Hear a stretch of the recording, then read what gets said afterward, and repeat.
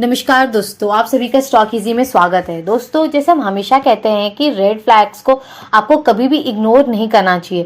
क्या होता है, आपको ना अचानक से रेड फ्लैग नहीं दिखना स्टार्ट हो जाएंगे जब भी कुछ मूवमेंट होता है कंपनी के अंदर जो कि आगे चल के स्कैम का रूप ले लेती हैं। तो स्टार्टिंग में क्या होता है, आपको कुछ एक दो चीज़ दिखेंगी और वो चीज़ ना आपको उधर ना आपको देखना होगा, उस चीज़ को समझना होगा। जैसे बहुत सारी कंपनीज है, आपने अभी रिसेंट में जिल कंपनी में देखा होगा कि प्रमोटर्स ने क्या किया है, जबकि वो चीज़ जो हुई थी ना 2018 में ही हुई थी, वो चीज़ ना 2018 से हो रही है। और जब 2018 में हुआ था तो एक छोटा सा वहाँ पे चीज़ देखने को मिला था कि यहाँ पे ये एक रेड फ्लैग हुआ है जिसको हम बिल्कुल भी नज़रअंदाज हमें नहीं करना चाहिए था उस टाइम पे, और हमने किया। क्योंकि क्या हुआ था उस टाइम पे, आपको पता है 2018 में कंपनी ने प्रमोटर्स ने अपने पहली बात तो अपनी होल्डिंग को सेल की थी। दूसरा, उन्होंने क्या किया था उस टाइम पे, अगर आप चार्ट में जाके देखेंगे तो आपको चार्ट में समझ में आएगा। उसके लिए आपको रील देखना होगा, आपको अच्छे से क्लियरिटी मिल जाएगी। तो क्या होता है, जब भी कोई रेड फ्लैग आते हैं ना, तो जरूरी है कि कंपनी में कुछ तो हुआ है जिसकी वजह से आज रेड फ्लैग यहाँ पे देखने को मिल रहा है।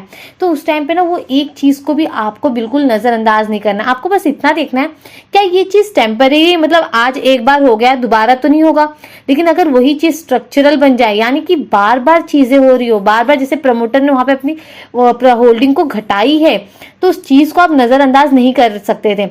तो लोगों ने वहां पे उस चीज को नजरअंदाज किया, जिसकी वजह से आज सब उसका भुगतान भर रहे, जिसकी वजह से लोगों को वहां पे लॉस फेस करने को पड़ रहा है।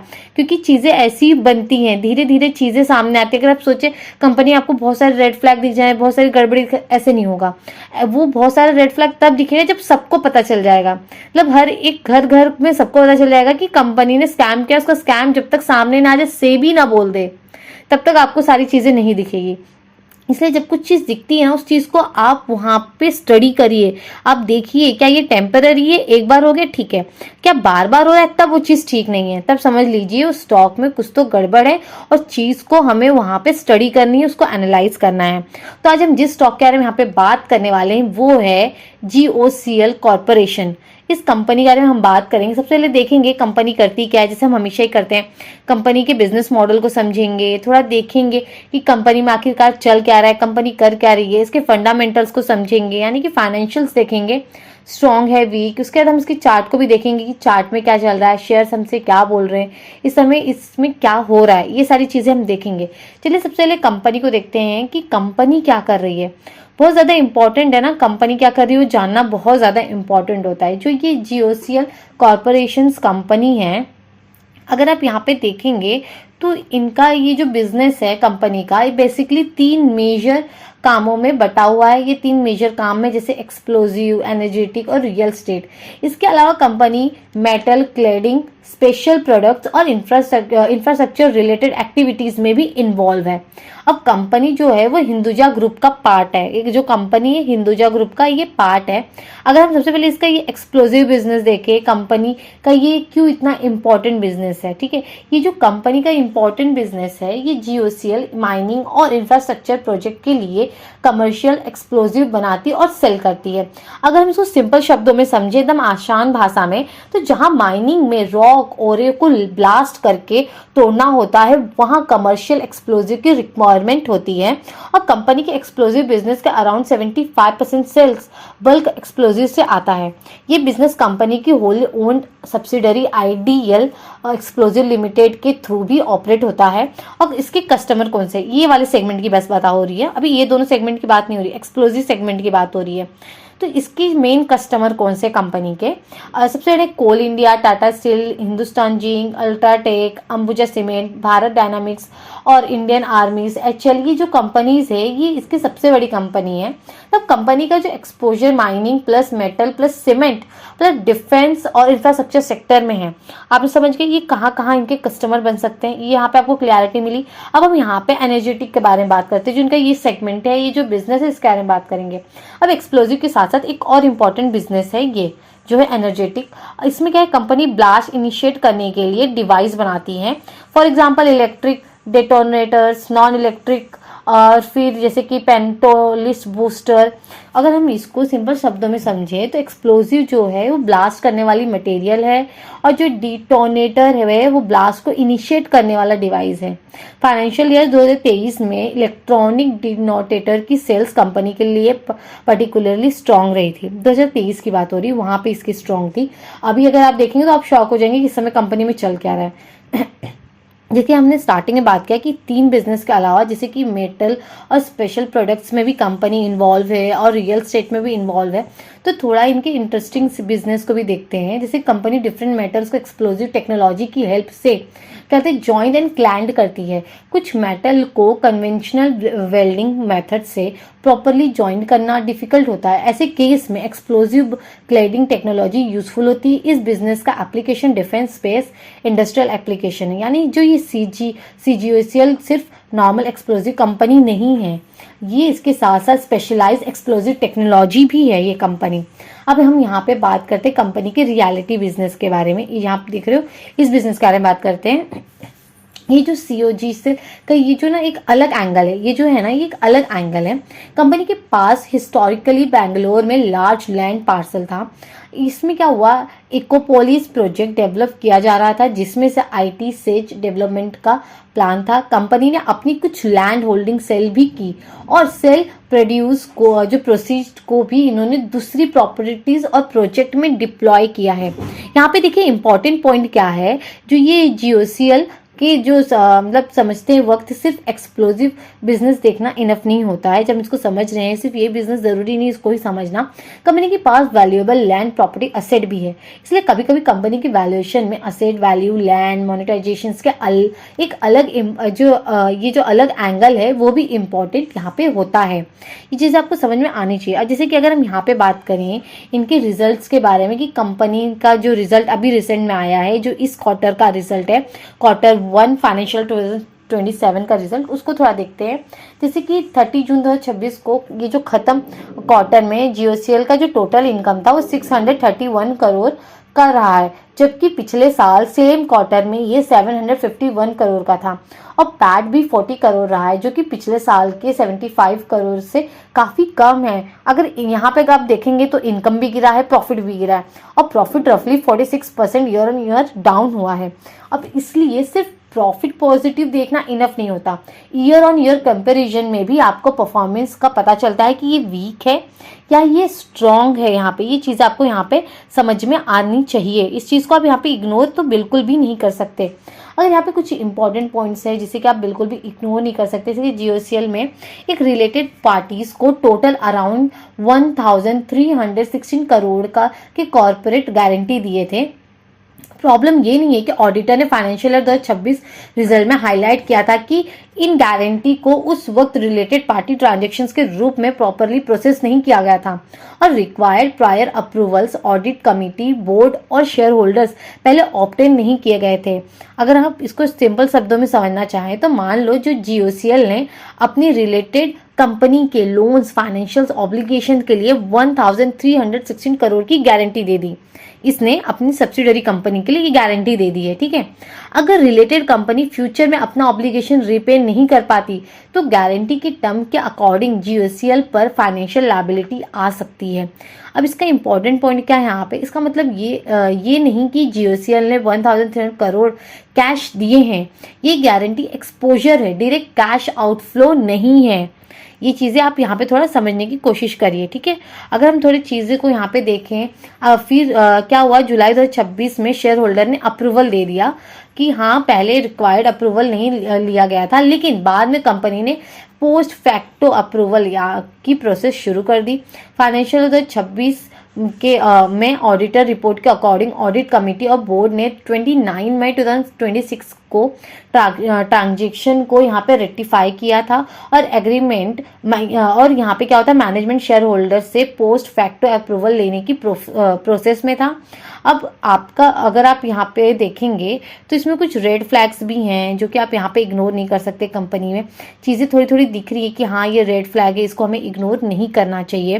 जैसे कि अगर आप समझना चाहेंगे कि यानी सबसे यहाँ पे इंटरेस्टिंग बात यह है कि जो गारंटी देना अपने आप में एक रेड फ्लैग नहीं होता है, लेकिन कंसर्न क्या है यहाँ पे, इतने बड़े रिलेटेड पार्टी कॉर्पोरेट गारंटी जो दिए गए हैं लेकिन रिक्वायर्ड अप्रूवल पहले ऑब्टेन नहीं किए गए थे। ऑडिटर ने भी इस मैटर को एम्फैसिस ऑफ मैटर के थ्रू हाईलाइट किया था। इसलिए बोलते हैं कि हमें एनुअल रिपोर्ट्स हमेशा पढ़नी चाहिए, जो ट्रांसक्रिप्ट होते हैं हमें हमेशा इन सारी चीज़ों को रीड करते रहना चाहिए। अब इन्वेस्टर को यहाँ पर जो क्वेश्चंस पूछना चाहिए, जैसे कि गारंटी किस पर्पस के लिए दी गई है, रिलेटेड पार्टीज की फाइनेंशियल कंडीशन कैसी है, गारंटी के अगेंस्ट यहाँ पे GOCL को क्या कमीशन मिल रहा है, अगर गारंटी इन्वोक होती है तो GOCL पर एक्चुअल फाइनेंशियल इम्पैक्ट क्या होगा, फ्यूचर में ऐसे गारंटीज और दिए जाएंगे क्या। ये सारे क्वेश्चंस ना एक इन्वेस्टर के मन में आना चाहिए जब वो इन्वेस्ट करता है। वो क्या ऐसी आपको बस इन्वेस्ट कर देना चाहिए किसी भी स्टॉक में, नहीं, आपके मन में क्वेश्चंस आने चाहिए। अगर आप कभी इन्वेस्ट करते हो तो आपके मन में ये सारे क्वेश्चंस ज़रूर आने चाहिए कि कंपनी क्या कर रही है, और अगर वो ऐसी चीज़ें कर रही है तो आप क्वेश्चंस करिए। जो यहाँ पे ऑर्गेनाइज होता है कॉन कॉल, उसमें जाके आप क्वेश्चंस कर सकते हैं। एक और इम्पॉर्टेंट पॉइंट है, जैसे कि अगर आप देखेंगे GOCL के फाइनेंशियल 26 प्रॉफिट देखकर बहुत स्ट्रॉन्ग ग्रोथ लग सकती थी, लेकिन उसमें असेट सेल्स, डी इन्वेस्टमेंट और अदर इनकम के सिग्निफिकेंट रोल रहे हैं। फाइनेंशियल 26 में कंपनी ने आइडियल एक्सप्लोजिव को डिवेस्ट किया और हैदराबाद लैंड भी सेल की है। इकोपोलिस प्रॉपर्टी को भी यहाँ पे अप्रॉक्सीमेटली 815 करोड़ में सेल करने का एग्रीमेंट हुआ था। इसलिए GOCL एनालिसिस करते वक्त आपको ये देखना है कि प्रॉफिट अगर ऊपर जा रहा है तो कोर बिजनेस स्ट्रॉन्ग है या नहीं, ये अजम्पशंस करना आपको करना काफ़ी ज़्यादा यहाँ पे ज़रूरी होता है। जो यहाँ पे इनका कोर ऑपरेटिंग बिजनेस और असेट मोनेटाइजेशन अदर इनकम को अलग करके देखना यहाँ पे काफ़ी ज़्यादा इम्पॉर्टेंट है। जैसे कि अभी हम इसके थोड़े फाइनेंशियल्स को देखेंगे, जहाँ पर आपको थोड़ी क्लियरिटी मिलेगी कि यहाँ पे कंपनी जो जितना प्रॉफिट बता रही है, जैसे कि इन्होंने पूरा टोटल इनकम बताया, अब उसमें से तो अदर इनकम अलग होगा, उस अदर इनकम को हम अलग करके देखेंगे कि बिजनेस इस समय किस तरह यहाँ पे परफॉर्म कर रहा है। आइए इसके फाइनेंशियल्स के ऊपर हम थोड़ी सी नज़र डालते हैं कंपनी के। अगर आप इसको डिटेल में और जानना चाहते हैं ना, आपको क्या करना है आप जानते हैं, आपको क्रेडिट रेटिंग पढ़नी है, इनके एनुअल रिपोर्ट को तो बिल्कुल नहीं छोड़ना है। और जो यहाँ पे अनाउंसमेंट होती है ना, अनाउंसमेंट को तो रोज, अगर आप इसमें इन्वेस्ट करना चाहते हो इसके अनाउंसमेंट को डेली आके देखिए, क्या कंपनी ने कुछ अनाउंसमेंट किया है, कुछ यहाँ पे न्यूज़ आई है, हर एक चीज़ को आपको यहाँ पे इसको डिटेल में पढ़ना चाहिए। ये देखिए, सबसे पहले कंपनी की मार्केट कैपिटल को देखिए। कंपनी का मार्केट कैपिटल 2023 करोड़ का है। अगर आप यहाँ पे इसके अर्निंग पर शेयर को देखेंगे तो 68 दिख रहा है, स्टॉक भी 7.57 का दिख रहा है। अब यहाँ पे इसका मतलब क्या निकल रहा है, क्या अर्निंग्स बढ़ गई है, क्या ये चीज़ तो यही बता रहा, अगर स्टॉक भी आप देख रहे हो कितना कम है, इसका मतलब क्या है, प्राइस तो बिल्कुल नहीं बढ़ रहा होगा, या तो फिर ये अर्निंग्स कुछ ज़्यादा स्पीड से बढ़ रही है। दोनों में से स्पीड किसकी ज़्यादा है यहाँ पर, ये चीज़ें हमें यहाँ पे देखनी होगी। अगर हम यहाँ पे थोड़ा सा नीचे आए, इनके थोड़े से हम इनके सेल्स ग्रोथ को देखें तो देखने मिलेंगे सेल्स ग्रोथ नेगेटिव में। कंपनी के ऊपर कर्ज तो बिल्कुल भी नहीं, ये चीज़ यहाँ पे साफ साफ दिख रही है कि कंपनी के ऊपर यहाँ पे कर्ज नहीं है, लेकिन कंपनी यहाँ की सेल्स ग्रोथ गिरी हुई है बहुत बुरी तरीके से। अगर आप यहाँ पे आओ, इनके क्वार्टर रिजल्ट को देखो, जैसे हमने स्टार्टिंग में बात किया, अब देखो यहाँ पे चल क्या रहा है, काफ़ी समय से देखो क्या हो रहा है। कंपनी ने अपने बिजनेस को भी सेल किया, ये तो बात आप समझ गए होंगे, इन्होंने अपने बिजनेस को सेल कर दिया। लेकिन समय कंपनी के पास जो भी है, चलिए हम इसको स्टैंड लोन में देखते हैं, ये ज़्यादा बेटर होगा। अगर हम इसको स्टैंड लोन में देखें तो भी आपको समझ में आएगा कि इनकी जो सेल्स है वो कंटिन्यू गिर रही है, कंपनी की सेल्स कंटिन्यू गिर रही है। यहाँ इनकी सेल्स में कोई ग्रोथ नहीं है। अगर हम क्वार्टरली देख रहे हैं तो भी चीज़ें हमें वही दिख रही हैं। और यहाँ पे देखें इनकी जो ऑपरेटिंग जो प्रॉफिट होना चाहिए, इनको कोर बिजनेस से जो मुनाफा होना चाहिए, उसकी जगह ये लॉस में है और इनके EBITDA मार्जिन्स भी गिरे हुए हैं। अगर इनको थोड़ा हम कंसोलिडेट में चल के देखते हैं तो भी वही सेम सिचुएशन है। अगर हम एक साल को देखें, अब छोड़ो, आप कंपेयर करने की बात छोड़ दो पिछले साल से, क्योंकि अलग बिजनेस रहा है और चीज़ों को अभी यहाँ पे सेल की गई है। अब देखो यहाँ पे क्या हो रहा है, अगर आप यही जून क्वार्टर पकड़ लो 2026 का, ये देखो क्या हो रहा है। यहाँ पे पहली बात तो इन्होंने लॉस बुक किया है, दूसरा इनके मार्जिन्स गिरे हुए, तीसरा आप देख रहे हो अदर इनकम। क्या अदर इनकम आपको शॉक नहीं कर रहा है? कंपनी के अदर इनकम में ग्रोथ है, इनकी कोर बिजनेस में ग्रोथ हो या ना हो, लेकिन इनके अदर इनकम में ग्रोथ है।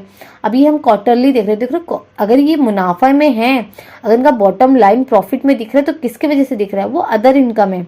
आइए यहाँ पे हम एनुअल वाला देखते हैं, प्रॉफिट एंड लॉस स्टेटमेंट को देखिए यहाँ पे क्या हो रहा है। ये कंपनी की सेल्स है जो कि गिरी हुई है, ठीक है। अगर हम इसको स्टैंड लोन देखेंगे तो भी आपको समझ में आएगा कि इनकी जो बिजनेस है वो इस समय गिरा हुआ है, इनकी सेल्स यहाँ पे गिरी हुई है, ग्रोथ तो नहीं है इनके सेल्स में। क्या आपको ग्रोथ देखने को मिल रहा है? क्या इन्होंने अभी तक अपने कोर बिजनेस से मुनाफा कमाया है? नहीं कमाया है। अभी तक कोर बिजनेस से मुनाफा नहीं कमा रहे भाई, ये अपने अदर इनकम से पैसा बना रहे, जिसकी वजह से इनका जो बॉटम लाइन है वो आपको मुनाफे में दिख रहा है। साफ साफ देखने नहीं मिल रहा है कि इनका बॉटम लाइन अगर मुनाफे में है तो मात्र अपने ये अदर इनकम के वजह से मुनाफे में। अगर ये चीज नहीं होती ना तो ये नीचे का बॉटम लाइन आपको पूरा नेगेटिव में देखने मिलता। अब लोगों को लग रहा है कि कंपनी तो मुनाफा कर रही है, अगर आप स्टैंड लोन में देखेंगे तो भी सेम सिचुएशन देखने मिलेगी, अगर कंसोलिडेट में देखेंगे तो भी सेम सिचुएशन देखने मिलेगी।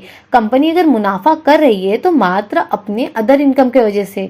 नीचे का जो इनका बॉटम लाइन है वो बस इनके कोर बिजनेस की वजह से नहीं, बस अदर इनकम के वजह से ये बॉटम लाइन पॉजिटिव दिख रही है। अगर ये बॉटम लाइन पॉजिटिव है तो आपको ये देखना है किसकी वजह से। क्या कोर बिजनेस से पैसा इतना आ रहा है कि अपने सारे एक्सपेंस कवर कर ले? क्या ये कोर बिजनेस से इनका मुनाफा आया हुआ या किसी और का भी इन्वॉल्वमेंट है? तो ऑब्वियस सी बात है यहाँ इन्वॉल्वमेंट है। आप देख रहे हो ना कोर बिजनेस की, अगर कोर बिजनेस और इसके अदर इनकम को कंपेयर करें तो ज्यादा स्पीड से तो इनका अदर इनकम मुनाफा दे रहा है। और यहाँ पे लोगों को क्या सुनना है, बॉटम लाइन पॉजिटिव है। और अगर नीचे की बात करें बॉटम लाइन इनका पॉजिटिव आ रहा है, दूसरा कंपनी डिविडेंड दे रही है। और ये दो चीजें सुनते ही ना जो नॉविस रिटेलर होते फर्स्ट स्टेप बस वो सोचते कैसे भी हम पैसा इसके अंदर इन्वेस्ट कर दें, और ऐसे स्टॉक को खरीदने के लिए वो तुरंत ही कूद पड़ते हैं। वो इधर उधर नहीं देखते, वो फट से जाके ऐसे स्टॉक्स को खरीदना वो स्टार्ट कर देते हैं। अगर हम इनके बैलेंस शीट को देखें तो बैलेंस शीट में भी आपको चीजें देखने मिलेगी, जैसे कि अभी कंपनी ने क्या कहा, कंपनी ने खुद कहा कि उन्होंने अपने असेट को सेल किया है, कि ठीक है उन्होंने बताया कि हमने अपने असेट को सेल किया है, और वो चीज तो हमें यहाँ भी दिख रही है। ऐसा नहीं है कि अगर हम कंसोलिडेट में देख रहे तो भी सेम चीज देखने मिल रही है, और अगर हम स्टैंड लोन में देखेंगे तो भी यही सेम चीज देखने मिल रही है कि ये तो अपने फिक्स असेट को सेल कर ही रहे हैं। और दूसरी बात, इनकी बोरोइंग्स खत्म हो गई। कैसे खत्म हुई है? क्या इन्होंने अपने फिक्स असेट को सेल करके अपने बोरोइंग्स को खत्म करने की कोशिश की है? अगर फिक्स असेट, ये देखिए अगर ये अपने बिजनेस को सेल कर रही है कंपनी, ये चीज ना एक रेड फ्लैग ही दर्शाएगी। अगर ये अपने बिजनेस को सेल कर रही है, अपने फिक्स असेट को सेल कर रही है, तो फिर कैसे बिजनेस इनका ग्रो करेगा? अब बिजनेस इनका जो है वो सेल्स इन्हीं सारी चीजों से आ रहा है, रेवेन्यू ऐसे जनरेट होगा। जो अलग अलग बिजनेस जो इन्होंने यहाँ पे इन्होंने एक्वायर कर रखा हुआ था, जिसको सेल कर रहे हैं उससे कुछ रेवेन्यू आ रहा था, ये अपने फिक्स असेट को सेल कर रहे हैं जिससे कि रेवेन्यू जनरेट होता है। अगर यही सारी चीजें सेल करते जाएंगे तो फिर ये रेवेन्यू तो पूरी तरह गिर जाएगा। कल को ये और अपने फिक्स असेट को सेल कर देंगे। तो इस पे ना आपके मन में क्वेश्चन तो आना चाहिए, अगर कंपनी ऐसे काम कर रही है, वो अपने फिक्स असेट को कंटिन्यू सेल कर रही है, वो हर एक चीज यहाँ पे अगर सेल करते जाएगी तो रेवेन्यू कैसे जनरेट होगा? ये क्वेश्चन आपको अपने मन में रखना चाहिए। ये सारी चीज, अगर आप सिर्फ रिजर्व देख के बोले कि कंपनी का रिजर्व है, लेकिन वो आया भी कैसे वो भी तो देखो। क्या कोर बिजनेस से रिजर्व इनका बना हुआ है? नहीं, ये अदर इनकम की वजह से बना हुआ है। नहीं तो हर एक चीज इसमें आपको नेगेटिव दिखेगी। इनके मार्जिन्स देखिए, मार्जिन्स भी नेगेटिव में है। अगर ये ना होता तो बॉटम लाइन भी इनका नेगेटिव में ही होता। और अगर आप देखेंगे, अगर हम स्टैंड लोन में चल के देखते हैं इनको, तो कंपनी की जो कैश फ्लोज है वो भी आपको ज्यादातर यहाँ पे देख रहे हो नेगेटिव में देखने मिल रहा है। अगर हम इसको कंसोलिडेट में अभी हम देख रहे हैं इसको, तो भी आप देखो आपको नेगेटिव, इस साल तो नेगेटिव है और यहाँ भी आपको नेगेटिव देखने को मिलेगा कि कंपनी बहुत बार अपने पॉकेट से भर के बिजनेस कर रही है। यहाँ पे नेगेटिव में ना कैश नहीं जनरेट कर पा रही कुछ सालों में। तो ये भी चीज यहाँ पे नजरअंदाज करने लायक बिल्कुल भी नहीं है। इन्वेस्टर्स को देखिए, इन्वेस्टर्स की होल्डिंग में इस समय अगर आप देखोगे तो जो प्रमोटर की होल्डिंग यहाँ पे 68% की है, और एफआईएस की 5% की है, डीआईस की यहाँ पे 1% की, और पब्लिक की यहाँ पे 25% की होल्डिंग है। और यहाँ पे अगर नंबर्स ऑफ शेयर होल्डर देखोगे तो ज्यादा तो नहीं है, 35,500 है। तो इन्वॉल्वमेंट तो है पब्लिक का, ऐसा नहीं है कि पब्लिक इन्वॉल्व नहीं है। पब्लिक इन्वॉल्व तो है स्टॉक में, लेकिन उस तरह नहीं है जिस तरह और स्टॉक्स में होती है। अगर आप इन सारे स्टॉक्स को यहाँ पे आके देखोगे ना तो आपको समझ में आएगा कि असली इन्वॉल्वमेंट क्या होता है। इन्वॉल्वमेंट तो वहां भी है, कम नहीं है, वो चीज कम बिल्कुल भी नहीं है। मिष्ठान भंडार में जाके देखिए, मिष्ठान फूड में जाके देखिए, आपको समझ में आएगा कि कितने, ओला इलेक्ट्रिक में देखिए, ये सारे स्टॉक्स में देखेंगे ना आपको समझ आएगा। लाखों में लोग बैठे हैं, 5-6 लाख लोग ऐसे स्टॉक्स उस खरीद को बैठे हुए। ये सारे स्टॉक अगर स्पाइस जेट में जाके देखोगे तो भारी मात्रा में आपको नंबर्स ऑफ शेयर होल्डर वहाँ पे देखने को ज़रूर मिलेंगे। ये सारे भी स्टॉक में बैठे थे, लेकिन यहाँ भी पब्लिक का इन्वॉल्वमेंट है, लेकिन उस तरह नहीं जिस तरह और जगह देखा जाता है। अगर यहाँ पे इनके चार्ट को थोड़ा देखते हैं कि कंपनी के चार्ट में क्या चल रहा है, इस समय चार्ट भी क्या कहना चाह रहा है, वो कौन सा ट्रेंड इस समय फॉलो कर रहा है, वो देख लेते हैं चल के। सबसे पहले देखते हैं कंपनी का लाइफ टाइम हाई देख लेते हैं, शेयर का कितना है। अभी तक इसने अपना कितना बड़ा हाई मार के फिर वो नीचे है, ठीक है। ये देखो, ये साफ सा अगर हम इसको थोड़ा सा ऐसे मिनिमाइज करें, छोटा सा करेंगे ना, तो समझ में आएगा कि ये ना अभी तक ट्रेंड नहीं बन पाया है। अगर आप ऐसे देखोगे ना, ये देखो क्या हो गया, ये 2 लाइन में सिमट के रह चुका, देखो नहीं, एक रेंज में है अभी तक, अब उस रेंज से अभी तक बाहर नहीं निकल पाया है। देख रहे हो आप, पहले प्राइस ने यहाँ पे अपना लाइफ टाइम 700 के आसपास लाइफ टाइम किया, फिर नीचे है, फिर ऊपर गया, फिर यहाँ पे 638 के पास ही रह गया, क्योंकि यहाँ पे सेलिंग प्रेशर देखने को ऑब्वियस सी बात है मिला ही होगा सेलिंग प्रेशर इनको। यहाँ पे देखो, ये वीक देख रहे हो, यहाँ पे सेलर्स तुरंत एक्टिव हो गए और प्राइस को वो नीचे ले गए। यहाँ पे ये देखो, देख रहे हो यहाँ पे नीचे, और यहाँ से काफ़ी नीचे आ गया।